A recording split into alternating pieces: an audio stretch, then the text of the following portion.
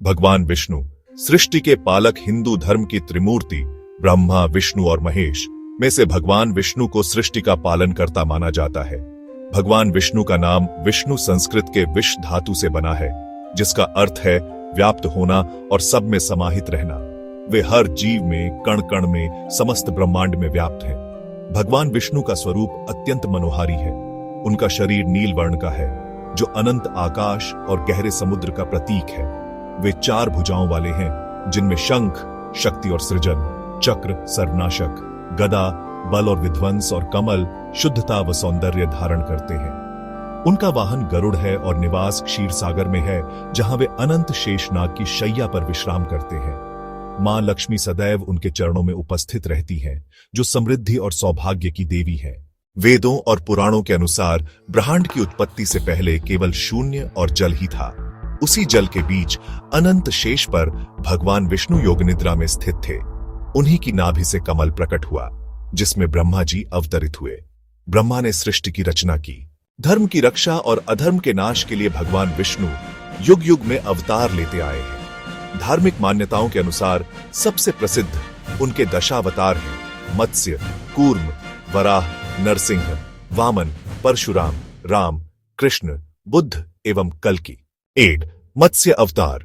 सृष्टि की प्रलय के समय वे विशाल मछली के रूप में अवतरित हुए।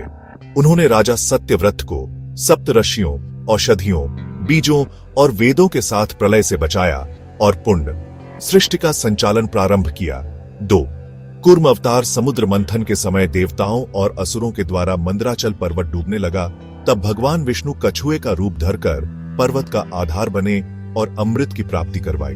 3 वराह अवतार। दैत्य हिरण्याक्ष द्वारा पृथ्वी को रसातल में छिपा देने पर भगवान ने विशाल वराह सुअर का रूप धारण कर पृथ्वी को अपनी थूथन पर उठाकर पुनः स्थान पर स्थापित किया।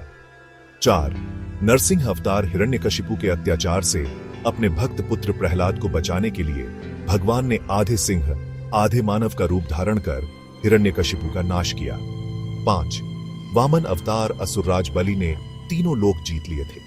भगवान ने वामन ब्राह्मण के रूप में जन्म लेकर यज्ञ में 3 पग भूमि मांगी। 2 पग में पूरा ब्रह्मांड नापकर तीसरे पग में बलि के सिर पर रखा, उसे सुतल लोक का राजा बना दिया। 6 परशुराम अवतार। वे राक्षसी प्रवृत्तियों के नाश और ब्राह्मणों की रक्षा के लिए जन्मे। उन्होंने अत्याचारी क्षत्रियों का 21 बार संहार किया। 7 राम अवतार। त्रेता युग में भगवान राम के रूप में जन्म लेकर अधर्म का नाश किया और मर्यादा, न्याय व कर्तव्य की स्थापना की, रावण को मारा। 8 कृष्ण अवतार। द्वापर युग में भगवान कृष्ण के रूप में जन्म कर कंस, शिशुपाल और कुरुक्षेत्र युद्ध में अधर्म का अंत किया, गीता का उपदेश दिया और धर्म की विजय करवाई। 9 बुद्ध अवतार। कलयुग में बौद्ध धर्म के प्रवर्तक भगवान बुद्ध के रूप में अवतरित होकर अहिंसा, दया और करुणा का पाठ पढ़ाया।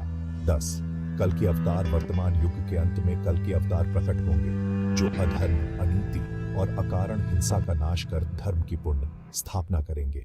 भगवान विष्णु की अन्य महत्वपूर्ण कथाएं विभिन्न पुराणों, महाभारत, रामायण आदि में भगवान विष्णु की अनेक कथाएं वर्णित हैं, जिनमें उनकी भक्ति, रणकौशल, कर्म और दया की मिसाल मिलती है।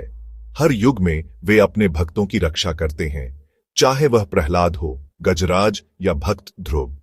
माता लक्ष्मी से उनका विवाह, जो समुद्र मंथन के समय प्रकट हो चुकी थी, नारद, जय विजय, द्वारपाल, गरुड़, हनुमान आदि के साथ उनकी अनेक कथाएं लोकप्रिय हैं। विष्णु पूजा और उपासना।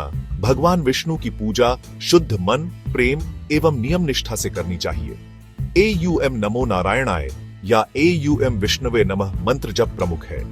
एकादशी व्रत, तुलसी दल अर्पण, कमल या पीले पुष्प चढ़ाना शुभ माना जाता है। तुलसी, वृंदावन, शंख और सुदर्शन चक्र भगवान विष्णु को अत्यंत प्रिय है। भगवान विष्णु के प्रमुख ग्रंथ: विष्णु पुराण, भागवत पुराण, नारद पुराण, गरुड़ पुराण। रामायण और महाभारत में भगवान विष्णु की महिमा, कथाएं और उपदेश बहुत विस्तार से मिलते हैं। शिक्षाएं और संदेश। भगवान विष्णु का जीवन और उनके अवतार संपूर्ण मानवता के लिए प्रेरणा स्रोत है। धर्म की रक्षा के लिए हर युग में अवतार लेना, अधर्म, अन्याय और पाप के नाश के लिए सदैव तत्पर रहना, भक्तों के प्रति असीम प्रेम और सत्कार्य को बढ़ावा देना, सत्य, करुणा, प्रेम और त्याग का पालन संसारी जीवन में अनिवार्य है। निष्कर्ष, भगवान विष्णु के जीवन, वैभव और उनकी शिक्षाएं मानवता को धर्म, सच्चाई, प्रेम और कर्तव्य के मार्ग पर चलने की प्रेरणा देती है। वे सृष्टि के पालनकर्ता, रक्षक और धर्म संस्थापक हैं, जिनकी कथाएं, उपदेश व अवतार सदा प्रासंगिक हैं और एक श्रेष्ठ एवं समृद्ध समाज के निर्माण के हेतु पथ प्रदर्शक हैं।